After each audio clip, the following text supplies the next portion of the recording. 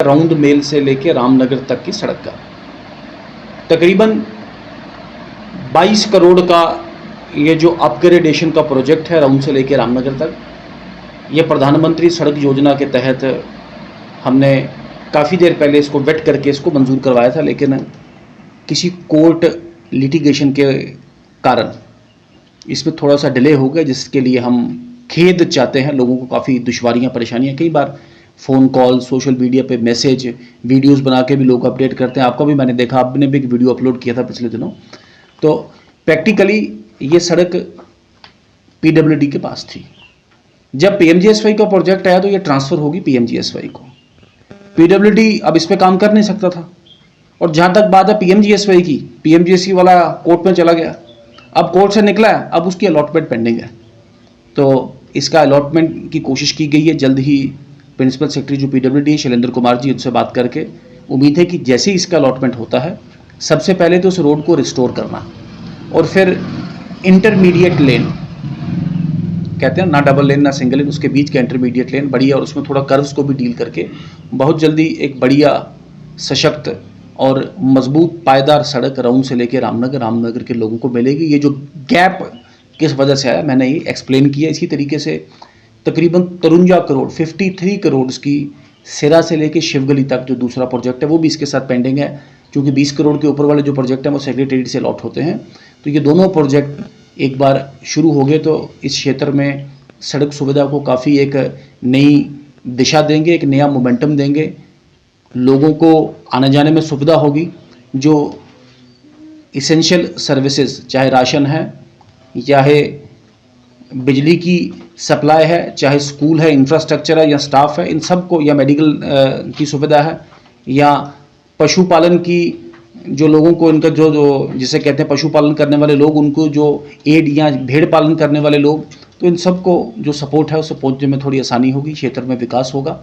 और इस सब के साथ साथ रामनगर से लेके बसंतगढ़ वाली सड़क भी मैंने पहले भी एक्सप्लेन किया कि मैंने अपने कार्यकाल में ही एक अल्टरनेटिव भी नहीं, 2 अल्टरनेटिव रोड नेटवर्क, एक तो गनटाप से सीधा वाया चक्का, और दूसरी पत्तन कुनेला से भी दूसरी बसंतगढ़ को 2 एक लिंक रोड, चूँकि गढ़ सामना गनटाप के पास ये सड़क कई बार इसका भूस्खलन होता है, तो उस वजह से काफ़ी दिनों तक बसंतगढ़ के वासियों को बड़ा मुश्किल, बड़ी परेशानियों से 2-4 होना पड़ता है। तो 2 अल्टरनेटिव नेटवर्क बसंतगढ़ के लिए उम्मीद है बहुत जल्दी ये भी मंजूर होकर आएंगे, और इन पर भी काम बड़ी तेज़ी से मजबूती से चलेगा। फिलहाल जो एग्जिस्टिंग जो रोड है Ramnagar to Chhatraidi part 1 CRF 10 crore, 18 crore sorry, Ramnagar to Chhatraidi part 2 18 crore उसमें। फिर आ गया मजोड़ी वाला प्रोजेक्ट जो ऊपर से, और तकरीबन उस पर काम हो चला। पचौंड वाला काम, उस पर तेज़ी से काम चल रहा है। होपफुल कि जल्दी उसमें एक पायदार सड़क पचौंड के लिए, पचौंड 1 के लिए और पचौंड 2 के लिए भी, जो अल्टीमेटली पचौंड स्कूल तक जाएगी।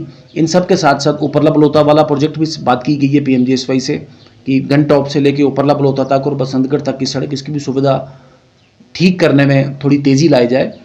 और सड़कों का जो नेटवर्क है, सड़क का मतलब है पक्की सड़क, पायदार सड़क। सड़क का मतलब नहीं आज से 5 साल 10 साल पहले जो कॉन्सेप्ट था कि वो निकल गया और बरसात में वो निकल जाती थी, और फिर लुक भी निकल जाती थी, सड़क भी निकल जाती थी, सड़क का फिर हर साल उसको रिपेयर करना पड़ता था।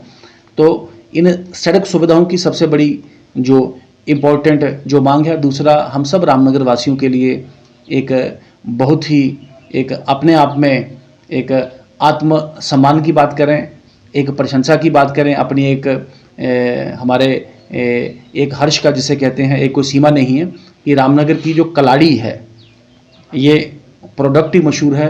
एक तो कच्ची कलाड़ी बनाने की कला, फिर उस कलाड़ी को कुक करने की कला, वो तकरीबन रामनगर में लोगों को बेहतर आती है।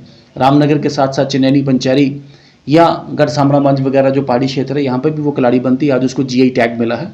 अब उस कलाड़ी के GI टैग को किस तरीके से ट्रांसफॉर्म कर सकें। मेरा मानना है कि जम्मू कश्मीर में दुनिया भर से जो लोग जो वेजिटेरियन फूड लेते हैं, ये उनके लिए बहुत ही कमाल का स्टेपल डाइट, एक छोटा सा जिसे कहते हैं ब्रेकफास्ट, या बीच में एक इंटरवीनिंग डाइट हैवी टी का एक बहुत बड़ा सोर्स बन सकता है। इसी सोर्स के चलते चलते ये सबसे पहले तो कलाड़ी का एक प्रोसेसिंग यूनिट हो हमारे ज़िले में, फिर कलाड़ी ताकि वो कलाड़ी 5 दिन 10 दिन 15 दिन रह सके। जैसे अमूल का दूध प्रोसेस होकर आता है, अमूल का दही, अमूल का पनीर प्रोसेस होकर कहाँ से आता है और पूरे देश भर में बिकता है। तो ये वेजिटेरियन कलाड़ी का एक कॉन्सेप्ट हम ले पाए। सबसे पहले इसमें ज़रूरी है कि दूध की प्रोडक्शन बढ़ाना। तो मेरा आह्वान है सभी रामनगर वासियों को, उधमपुर वासियों को कि दूध का प्रोडक्शन बढ़े। सरकार भी इसमें थोड़ा काम करे, चूँकि एनिमल हस्बेंड्री का विभाग और विशेषकर कोऑपरेटिव फार्मिंग का जो कॉन्सेप्ट है, कोऑपरेटिव फार्मिंग का मतलब है कि पूरे गांव के लोग इकट्ठा होकर भेड़ बकरी और विशेषकर पशुपालन में अपना योगदान दें, जिससे दूध की एक उपज भी बढ़े और दूध के साथ साथ उसकी खरीदारी में एक मार्केट का रेट भी मिले और उन सभी को गांव में उसका पालन पोषण करने में गांव वालों को भी एक आसानी रहे। तो कोऑपरेटिव फार्मिंग, प्रोसेसिंग यूनिट और ज़्यादा से ज़्यादा इसकी प्रोडक्शन बढ़े, जिससे हम एक अच्छा बढ़िया एक माहौल यहाँ तैयार कर सकें। इस सब की ओर चलने की ज़रूरत है।